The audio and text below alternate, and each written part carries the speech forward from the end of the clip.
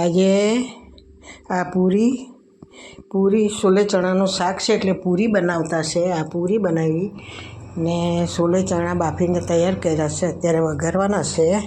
ધીમા ધીમે થઈ ગયેલા છે. ભગવાનને શું કરવું પડે. ને આ ખીચડી પણ મુકાઈ ગયેલી છે, ચડતી છે.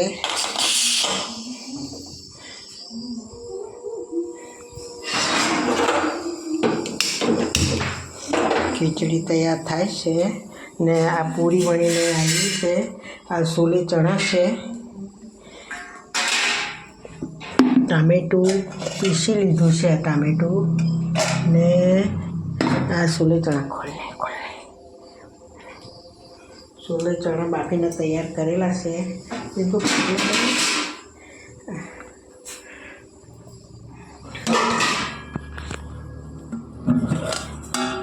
છોલે ચણા બાફીને તૈયાર કર્યા છે. બરાબર મેં 5 સીટી પાડી, મોટા છે એટલે આ તૈયાર છે. પછી શાક બનાવીએ.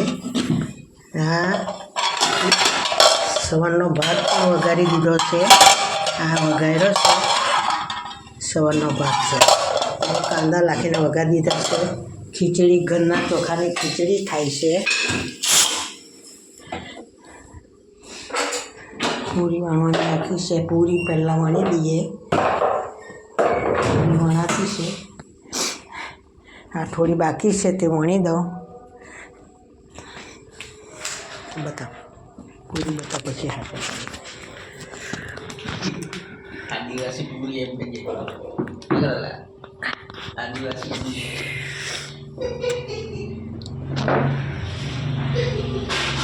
પૂરી બાકી છે તે વણીને આપી અમે પછી શાક